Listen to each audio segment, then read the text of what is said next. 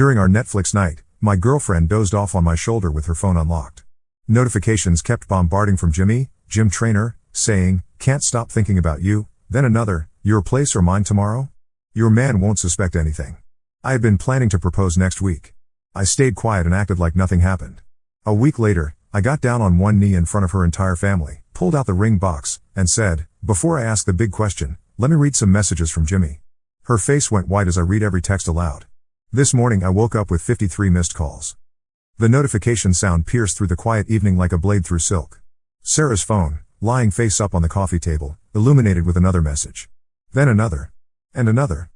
I glanced down at my girlfriend of 3 years, her head resting peacefully on my shoulder as the credits rolled on some romantic comedy she'd insisted we watch.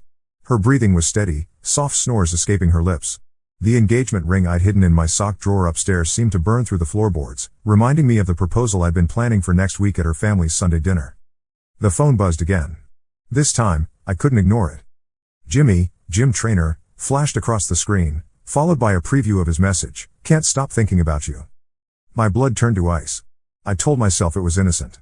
Maybe he was thinking about her workout routine. Maybe it was about nutrition plans. Maybe there was some perfectly reasonable explanation for a gym trainer to be texting my girlfriend at 11 o'clock at night while she slept peacefully in my arms. Another message appeared, "Your place or mine tomorrow? Your man won't suspect anything." The world tilted on its axis. The romantic comedy's cheerful soundtrack became a distant, mocking melody. Sarah's weight on my shoulder suddenly felt like a boulder, pressing down on my chest until I could barely breathe. The engagement ring upstairs seemed to mock me from its hiding place, a symbol of the future I'd been planning with a woman who was apparently living a double life. I sat there, frozen in disbelief, as more messages flooded in. Each one was a dagger to the heart I'd been preparing to give her completely, a heart I'd thought was safely held in her hands. Last night was incredible. Can't wait to do it again. Delete these messages. We can't be too careful. I love how you moan my name when he's not around. Your boyfriend seems nice but clueless. Does he suspect anything? My hand shook as I reached for the phone, careful not to wake Sarah. The screen was still unlocked, a stroke of luck that would change everything. I found myself scrolling through weeks of messages I'd never seen before, each one revealing a deeper level of betrayal than the last. Photos that made my stomach churn. Plans made behind my back while I was at work, believing she was home studying for her nursing degree. Lies layered upon lies, each one more elaborate than the last. She'd been living an entirely separate life, one where I was nothing more than a convenient cover story and a source of financial stability while she pursued her real desires elsewhere. 3 years. 3 years of my life, of planning a future, of believing in something that was apparently never real. 3 years of saving money for an engagement ring while working double shifts at the consulting firm, skipping lunches and walking to work to save every penny. 3 years of believing her when she said she was tired from studying, when she claimed her phone was dead, when she insisted she needed space to focus on her career. I carefully lifted Sarah's head from my shoulder, placing a soft pillow where I had been. She mumbled something unintelligible and curled up on the couch, her face peaceful and innocent in sleep. I stood on unsteady legs, walked to the kitchen, and poured myself a glass of water with hands that wouldn't stop trembling. The engagement ring upstairs called to me like a siren song. I'd saved for 8 months to buy it, working overtime and skipping meals to afford the perfect 2-carat diamond. I'd spent weeks researching the perfect cut, the ideal setting, consulting with jewelers and reading countless articles about what made the perfect engagement ring. I'd planned the perfect proposal at her family's Sunday dinner next week, even going so far as to coordinate with her sister Emma about the menu and seating arrangements. Her parents adored me, always commenting on how lucky Sarah was to have found such a dedicated, faithful man. They'd welcomed me into their family with open arms, including me in holiday celebrations and family traditions. Her father, Robert, had taken me fishing last summer and told me he'd never seen Sarah happier. Her mother, Linda, had started showing me old family recipes and asking my opinion on redecorating projects. Her sister Emma had helped me pick out the ring, squealing with excitement at the surprise and making me promise to let her be the one to plan the engagement party. Her grandmother Rose had even offered her own vintage engagement ring as a backup option, telling me with tears in her eyes that Sarah was lucky to have found someone who loved her so completely. They were all going to be there next Sunday. All of them, gathered around the dinner table that had hosted 3 generations of family celebrations, expecting to welcome me officially into their family circle. A slow, cold smile spread across my face as the initial shock began to transform into something else entirely. Something calculating and patient and absolutely ruthless. I walked back to the living room and looked down at Sarah, still sleeping peacefully, her phone now dark and silent beside her. She looked so innocent, so beautiful, with her dark hair spread across the pillow and her lips slightly parted. It was almost impossible to believe that this woman, who looked like an angel in sleep, was capable of such calculated betrayal. But the evidence was right there in black and white, timestamp after timestamp of deceit stretching back months. I picked up her phone and began taking screenshots of every message, every photo, every lie. The process took nearly 2 hours. There were months of conversations to document, an entire relationship conducted in secret while I worked and planned and dreamed of our future together. The sheer volume of deception was staggering. Multiple conversations per day, elaborate plans to coordinate their meetings, detailed discussions about how to avoid getting caught. I forwarded them all to my own phone, creating multiple backups in different cloud storage accounts, then deleted every trace of my snooping from her device. Let her think she was safe. Let her think she was clever. Let her believe that her secret was still secure and that her unsuspecting boyfriend remained blissfully ignorant. As I worked, I discovered even more disturbing details. Sarah had been lying about her whereabouts for months. Those late study sessions at the library? Meetings with Jimmy at his apartment. The girls' nights out with her nursing school friends? More rendezvous with her trainer. The weekend she'd claimed to be visiting her cousin in Philadelphia? A romantic getaway to a bed and breakfast in the mountains, complete with photos of them together that made my heart break all over again. She'd been living a complete double life, maintaining a relationship with me for security and stability while pursuing her real passion with a man who saw her as nothing more than a conquest. The messages revealed that Jimmy was married with children, that he'd done this before with other clients, that Sarah was just the latest in a long line of women who thought they were special to him. The next morning, Sarah woke up stretching and yawning, completely oblivious to the fact that her world was about to implode in the most spectacular way possible. "Good morning, beautiful," I said, kissing her forehead. The words tasted like ash in my mouth, but I forced them out with a smile that felt like it might crack my face. "Morning, babe," she mumbled, reaching for her phone immediately. I watched her eyes scan the screen, and relief washed over her features as she saw that Jimmy had apparently followed her advice about deleting incriminating messages. "Sleep well?" I asked innocently, pouring her coffee exactly the way she liked it, 2 sugars, a splash of cream, served in the mug her grandmother had given her. "Like a baby." Though I think I was completely out before the movie ended, she laughed, the sound that used to make my heart race now making my skin crawl. "Did you carry me to bed? You were so peaceful, I didn't want to wake you." Another lie to add to the growing collection, but what was one more at this point? She smiled and kissed my cheek, leaving a lingering touch that now felt like betrayal. "You're so sweet. I don't know what I did to deserve you." The irony was almost suffocating. What had she done to deserve me? She'd lied, cheated, and manipulated me for months while I worked myself to exhaustion to build us a future. The week that followed was the longest of my life. I had to pretend everything was normal while planning the most elaborate revenge I'd ever conceived.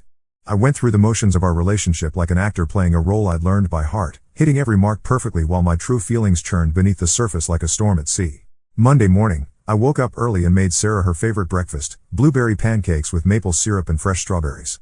I watched her eat and smile and tell me about her plans for the day, knowing that those plans included a lunch meeting with Jimmy at a hotel downtown. I kissed her goodbye and told her I loved her, then spent the day at work researching private investigators and considering whether I needed additional evidence. I took her to dinner at our favorite restaurant on Tuesday, the little Italian place where we'd had our first date 3 years ago. The owner, Marco, greeted us like family, asking about our wedding plans with a knowing wink. Sarah blushed and deflected, saying we were still figuring things out, while I smiled and nodded and planned her downfall with the precision of a military campaign. The irony wasn't lost on me that we were sitting in the same booth where she'd first told me she loved me, where I believed I'd found my soulmate, where I'd started planning the rest of my life around this woman who was systematically destroying everything we'd built together. I bought her flowers on Thursday, red roses, her favorite, and watched her face light up with what I now knew was guilt rather than joy. She clutched them to her chest and told me I was the most thoughtful man in the world, all while probably planning her next rendezvous with Jimmy for Friday afternoon while I was stuck in a quarterly budget meeting.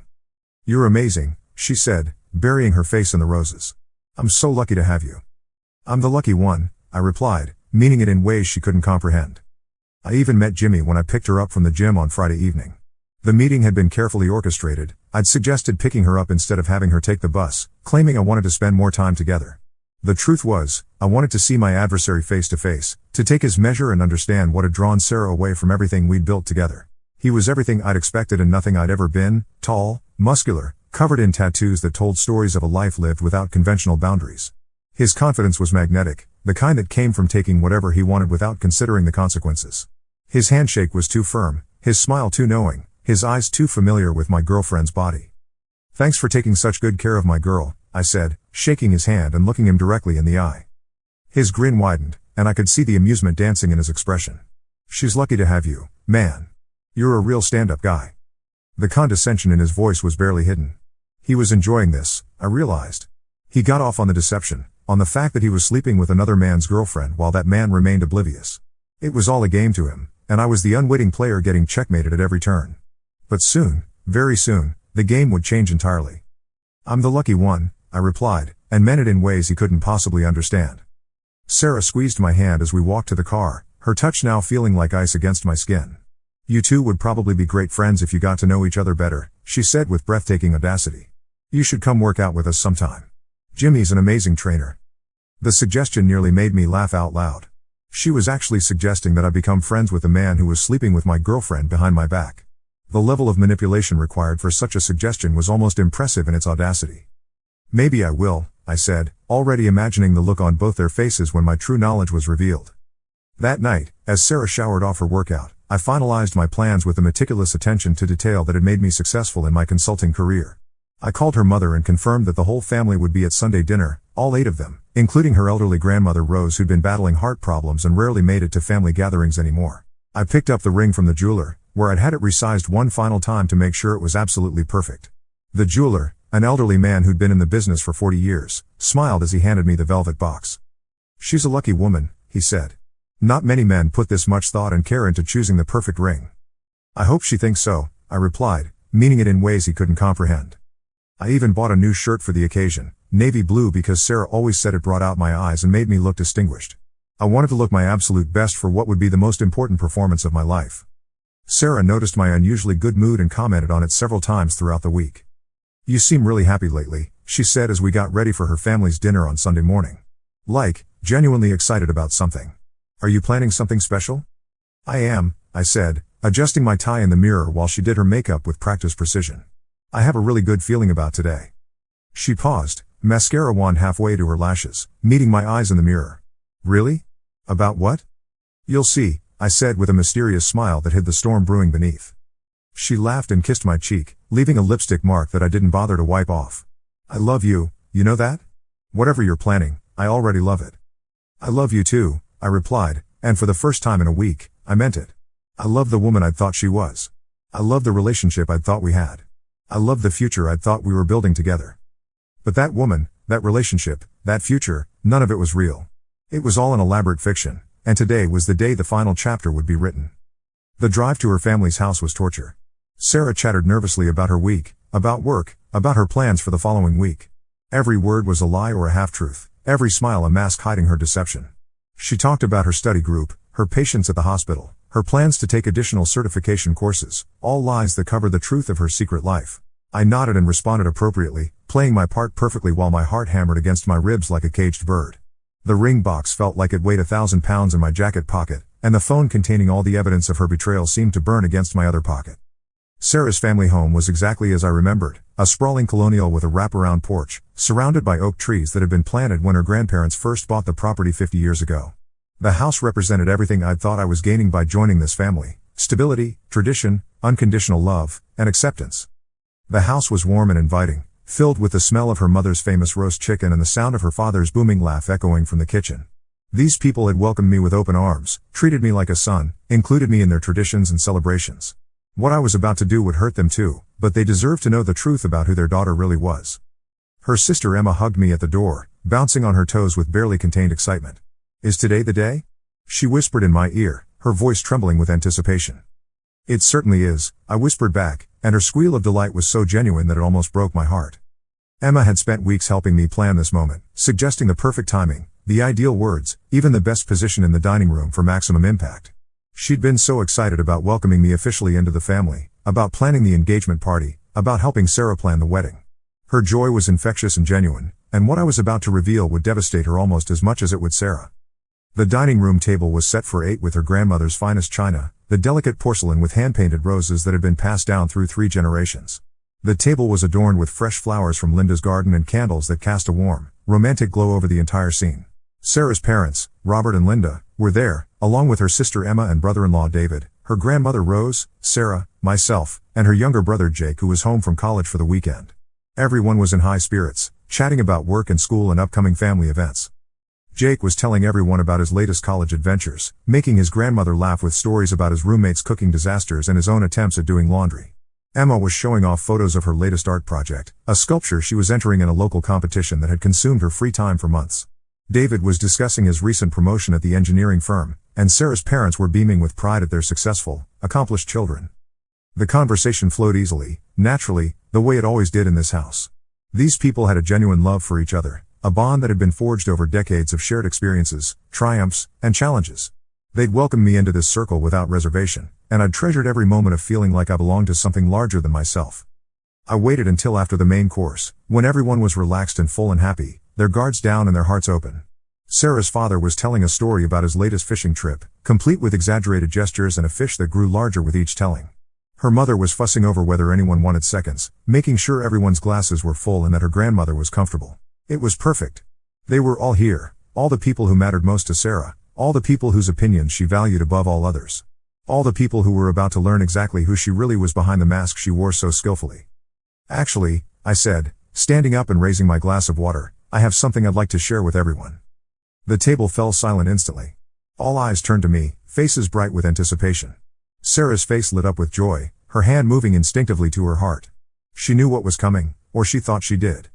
Sarah, I began, my voice steady despite the adrenaline coursing through my veins like fire, we've been together for 3 years. 3 wonderful years where I thought I knew you completely. I pulled the ring box from my pocket, and her mother gasped audibly, her hand flying to her mouth. Her grandmother clasped her hands together in delight, her eyes tearing up at the sight of young love. Her father beamed with pride, already mentally planning his speech about gaining a son rather than losing a daughter. I've been planning this moment for months, I continued, dropping to one knee beside her chair. I've been so excited to ask you to be my wife, to promise to love and honor you for the rest of my life. Sarah's eyes filled with tears of joy, her face glowing with happiness. Oh my, she whispered, her voice shaking with emotion. But before I ask the big question, I said, pulling out my phone with my free hand, I thought it might be nice to share some messages I found on your phone. From Jimmy. The transformation was instantaneous and startling. The color drained from Sarah's face so quickly that I thought she might actually faint. Her expression changed from glowing bride-to-be to deer caught in headlights in the space of a single heartbeat. What? Her mother asked, confusion replacing joy on her kind face. I cleared my throat and began reading in a clear, steady voice that carried to every corner of the room. Can't stop thinking about you. That's from last Sunday evening, while I was at my mother's house helping her with her garden after her hip surgery. Stop, Sarah whispered, but her voice was barely audible above the sudden silence. Your place or mine tomorrow? Your man won't suspect anything. That's from the night we watched Netflix together and you fell asleep on my shoulder, looking so peaceful and innocent. Her father's face was turning an alarming shade of red, his jaw clenched tight with growing anger. Her mother had gone completely white, one hand pressed to her chest as if she were having trouble breathing. Her sister's mouth hung open in shock, her eyes darting between Sarah and me like she was watching a tennis match. Last night was incredible. Can't wait to do it again. That's from the morning after you told me you were having a girls' night out with your nursing school friends. Please, Sarah begged, reaching for my phone with desperate hands, but I stood up and stepped back, keeping the evidence out of her reach. I love how you moan my name when he's not around. That's from Thursday morning, the same day I bought you those red roses you loved so much. Her brother-in-law David was staring at his plate, clearly uncomfortable but unable to look away from the disaster unfolding before him. Her grandmother looked like she'd aged 10 years in 10 seconds, her hand trembling as she reached for her water glass. Her younger brother Jake was openly recording everything on his phone, his mouth hanging open in shock. Your boyfriend seems nice but clueless. Does he suspect anything? That was Jimmy's question, and your response was beautifully honest. He doesn't have a clue. He's too trusting for his own good. Sarah stood up abruptly, tears streaming down her face, her chair scraping against the hardwood floor. I can explain. Can you? I asked, my voice deadly calm. Can you explain how you've been sleeping with your gym trainer for 4 months while I've been working overtime to save money for this ring? Can you explain how you looked me in the eye every morning and told me you loved me while you were deleting messages from your lover? Her father slammed his hand on the table with such force that the china rattled and water sloshed from the glasses. Sarah Elizabeth Morrison, what have you done? Daddy, it's not what it looks like. It looks like you've been cheating on the best man you'll ever find, her mother said, her voice shaking with rage and disappointment. It looks like you've been lying to all of us, making fools of us all. I scrolled through more messages on my phone, the evidence of months of deception at my fingertips. Oh, but there's so much more. He wants to meet your family next week. Should I be worried? That's Jimmy again, and Sarah, your response was absolutely beautiful. Don't worry about him. I'll handle it. He's talking about proposing, but I'm not ready for that level of commitment. You're more fun anyway. Emma gasped, tears starting to flow down her cheeks. I helped him pick out that ring, she said, her voice breaking with emotion. I spent hours at the jewelry store. I was so excited for you. I thought you were happy. I am happy, Sarah said desperately, her voice rising with panic. I was confused, I made mistakes, but I love him. I love all of you. This doesn't mean anything. Doesn't mean anything? I laughed bitterly, pulling up another message. Should I share more of your thoughts on our relationship, Sarah? I can't wait to get rid of him. He's so boring and predictable. At least with you, I feel alive. The silence that followed was deafening. Sarah's grandmother was crying quietly, her shoulders shaking with disappointment and heartbreak. Her father looked like he might have a heart attack, his face purple with rage. Her mother was staring at Sarah like she was looking at a complete stranger. Here's another gem, I continued relentlessly. He works so much, he never notices when I'm gone. It's like living with a roommate who pays all the bills. And my personal favorite, I'm only staying with him until I figure out what I really want. He's safe and stable, but Jimmy makes me feel like a real woman. Jake lowered his phone, his face pale with shock. Sarah, how could you say those things? I didn't mean them, Sarah said desperately. I was just confused. I was going through something. It meant nothing. 4 months of messages meant nothing? I asked. 4 months of lies and deception and planning secret meetings meant nothing? 4 months of making me look like a fool meant nothing? I pulled up the photos section on my phone. Should I show them the pictures too, Sarah? Because there are quite a few of those. Or maybe I should read about your romantic weekend getaway to the mountains while I thought you were visiting your cousin in Philadelphia? No. She shrieked, lunging for my phone again with desperate hands. I held it up high, out of her reach. Don't worry, I won't traumatize your family with those images. But I will read this message from you to Jimmy. I wish I could just disappear with you and never come back. This life feels like a prison sometimes. Her grandmother Rose spoke for the first time, her voice weak but filled with infinite sadness. Child, how could you throw away something so precious? This man loves you with his whole heart. I know, Sarah sobbed. I love him too. I just got confused. I made terrible mistakes. There are about 200 more messages just like these, I said, putting my phone away. Screenshots of your conversations over the past 4 months, along with photos that would make a sailor blush and detailed plans for a future that apparently didn't include me. But I think you all get the picture now. I placed the ring box on the table and pushed it toward Sarah. I was going to ask you to marry me today. I was going to promise to love you and honor you and be faithful to you for the rest of my life. I was going to pledge to forsake all others and cleave only unto you. I looked around the table at her family, these people who had welcomed me with open arms, who had treated me like a son and brother.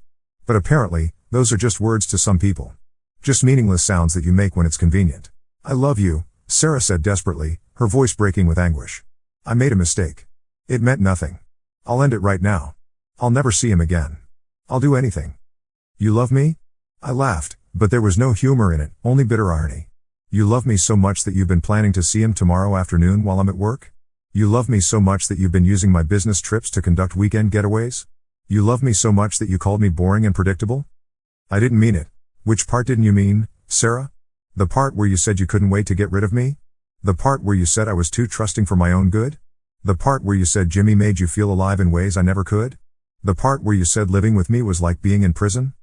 Her sister Emma stood up, her face pale with shock and disgust. I can't believe this. I helped him plan this whole thing. I was so happy for you both. I've been telling my friends about the engagement for weeks. How could you do this to him? How could you do this to our family? Emma, please. No, Emma said, holding up her hand to stop her sister's words. Don't.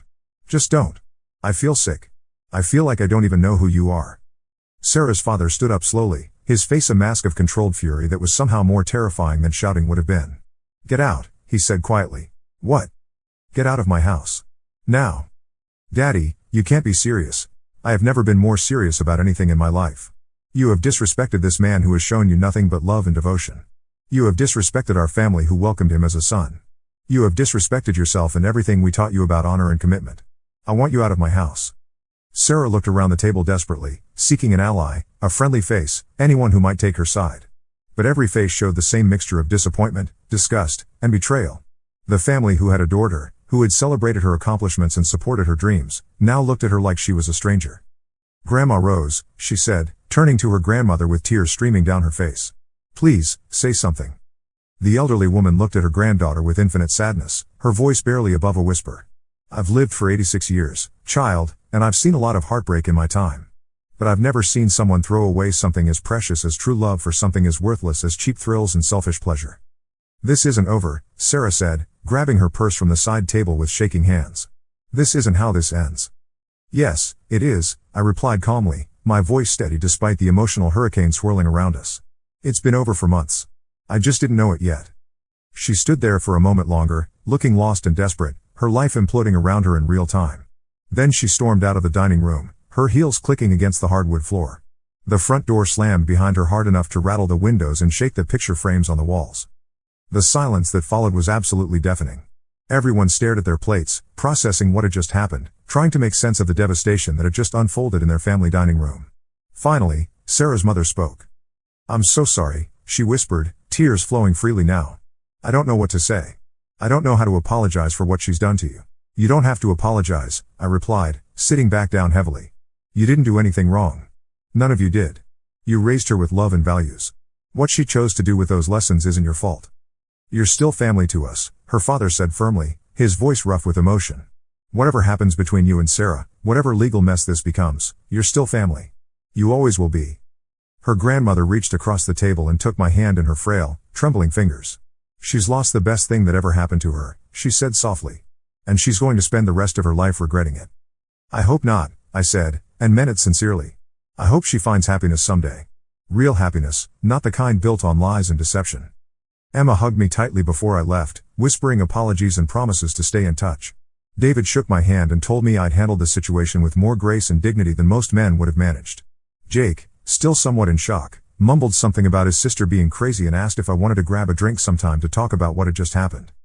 That night, I went home to the apartment I'd shared with Sarah for 2 years and began the process of erasing her from my life. I packed her clothes, her books, her photos, everything that reminded me of the life we'd built together. Box after box of memories, each one now tainted with the knowledge of her betrayal. My phone started ringing at midnight. Sarah's name flashed across the screen, but I let it go to voicemail. Then it rang again. And again. And again. By morning, I had 53 missed calls from her, along with dozens of text messages that ranged from desperate apologies to angry accusations to threats of legal action.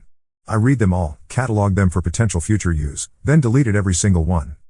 The messages were a journey through the stages of grief, rage, and desperation. "Please call me back. I can explain everything. I'm sorry. I'm so sorry. I made a terrible mistake. You humiliated me in front of my entire family. How could you do that? I never meant for this to happen. It just did. You're cruel and vindictive. I thought you loved me. I'm going to sue you for emotional distress. Jimmy doesn't want to see me anymore. Are you happy now? I lost everything because of you. I hate you. I hate you so much. Please. I'm begging you. Just talk to me. My family won't speak to me. You've ruined my life. I'm going to tell everyone what kind of man you really are. Come back. We can work this out. I'll do anything. Anything." 3 days later, I had the locks changed on the apartment. The locksmith, a grizzled man in his 60s, looked at the boxes of women's clothing and accessories piled by the door. "Divorce?" he asked sympathetically. "Something like that," I replied, not wanting to get into the sordid details. A week later, I heard through Emma that Sarah had tried to move in with Jimmy, only to discover that he had a wife and 2 kids living in the suburbs. Apparently, she'd been just another conquest to him, another bored woman looking for excitement. When the thrill of secrecy was gone and the relationship was no longer forbidden, so was his interest. 2 weeks after that, Emma called to tell me that Jimmy had been arrested for dealing steroids out of the gym.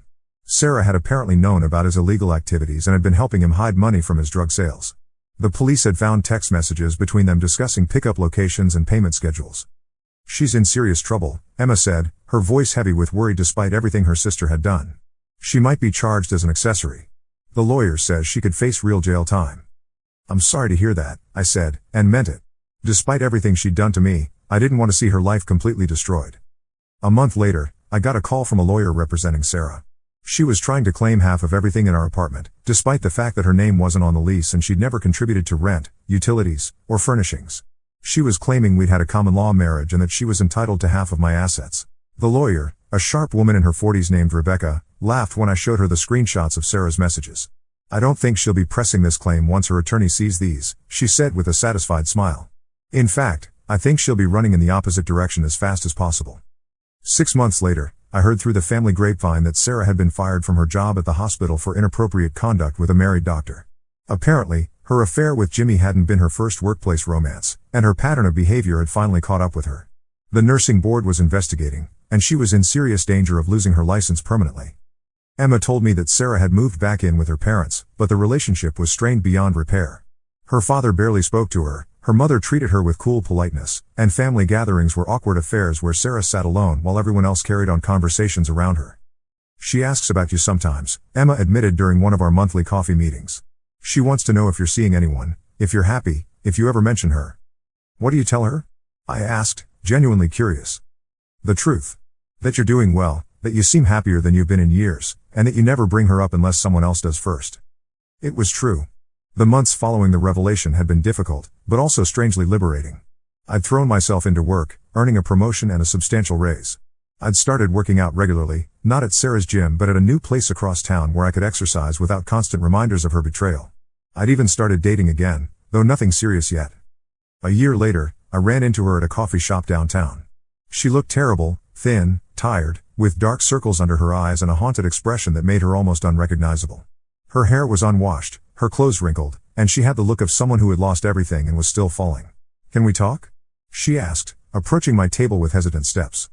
I looked at her for a long moment, this woman who had once been the center of my universe, who had once made me believe in forever and happily ever after.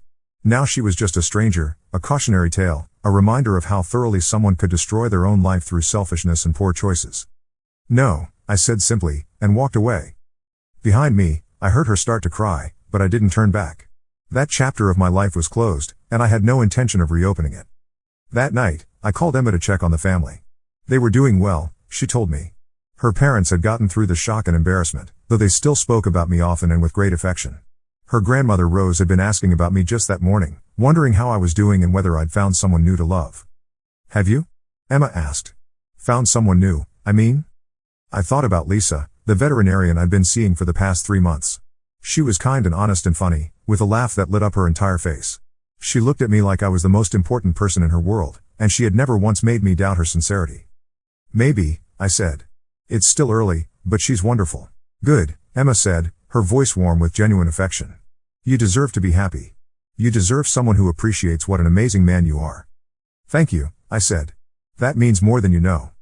After I hung up, I walked to my bedroom and opened the jewelry box where I kept my most precious possessions. The engagement ring was still there, nestled beside my grandfather's watch and the cufflinks my parents had given me for my college graduation. I'd kept the ring all this time, not entirely sure why, but now I understood. I picked it up and held it up to the light, watching the diamond catch and scatter the lamplight into 1,000 tiny rainbows. It was beautiful, perfect, everything I'd dreamed of when I'd saved every penny to buy it. But it represented a dream that had been built on lies, a future that had never been real. For a moment, I considered selling it, turning it into cash that could fund new experiences, new memories with someone who actually deserved it. But then I realized that wasn't what I wanted to do with it.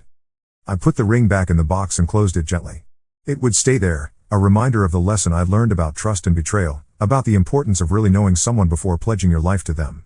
But more than that, it was a reminder that revenge wasn't about destroying someone else's life. Sometimes, the best revenge was simply refusing to let someone else destroy yours. The next morning, I woke up to sunlight streaming through my bedroom windows and the sound of birds singing in the oak tree outside. I woke up with no missed calls, no desperate messages, no lies to uncover or secrets to keep. I woke up free. And for the first time in over a year, I smiled because I wanted to, not because I had to pretend. Later that day, Lisa called to ask if I wanted to go hiking that weekend. Her voice was bright and cheerful, full of genuine excitement about spending time together. There were no hidden meanings in her words, no secret agendas, no lies waiting to be uncovered. "I'd love to," I said, and meant it completely. 2 years later, I proposed to Lisa in a quiet moment at home, just the two of us on our couch with our dog sleeping at our feet. There was no family drama, no elaborate staging, no public spectacle. Just two people who loved each other completely, ready to build a life based on truth and trust and mutual respect. She said yes with tears of joy in her eyes, and when I slipped the ring onto her finger, a different ring, one that represented our love rather than my past, I knew that this was what real love felt like. Emma was the first person I called with the news, and her shriek of excitement was so loud that Lisa laughed from across the room. "I'm so happy for you," Emma said, her voice thick with emotion. "You both deserve all the happiness in the world." "How is everyone?" I asked, because I genuinely cared about this family that had once been mine. "Good," she said. "Really good. Mom and Dad are talking about retiring next year, and Jake just got accepted to graduate school. Grandma Rose is doing well for someone her age, though she still asks about you." "And Sarah?" I asked, surprising myself with the question. Emma was quiet for a moment. "She's getting help," she said finally. "Therapy, medication, the works. She's trying to put her life back together, but it's slow going. I think losing you, losing all of us, really, finally made her realize what she'd thrown away. I hope she finds peace, I said, and meant it. She does too, Emma said softly. She knows she can never undo what she did, but she's trying to become someone better. After we hung up, I sat with Lisa on our couch, our engagement ring sparkling on her finger as she showed it to our dog. The contrast between this moment and that terrible Sunday 2 years ago was striking. This felt real, solid, built on a foundation that could weather any storm. Are you happy? Lisa asked, snuggling closer to me. I thought about everything that had led to this moment, the betrayal, the pain, the elaborate revenge, the slow process of healing and learning to trust again. It had been a long journey, but it had brought me here, to this woman, to this life, to this moment of perfect contentment. I am, I said, kissing the top of her head. I really am. The story wasn't over. It was just beginning. But this time, it was a story built on truth instead of lies, on trust instead of deception, on love instead of selfishness. And that made all the difference in the world. 3 years later, Lisa and I were married in a small ceremony surrounded by people who loved us genuinely. Emma was there, along with her parents and grandmother Rose, who had insisted on making the trip despite her age. They had remained part of my life, these people who had shown me what real family looked like. As I stood at the altar watching Lisa walk down the aisle, radiant in her simple white dress, I thought briefly about that Sunday dinner years ago. The pain was gone now, replaced by gratitude for the lesson it had taught me about recognizing real love when I found it. The revenge I had planned and executed so carefully had been satisfying in the moment, but the real victory was this, building a life worth living with someone who deserved to share it. Sometimes the best revenge isn't destroying your enemy. Sometimes it's becoming so happy without them that their absence becomes irrelevant. And as Lisa reached the altar and took my hands in hers, her eyes shining with love and promise, I knew that I had won the only victory that truly mattered.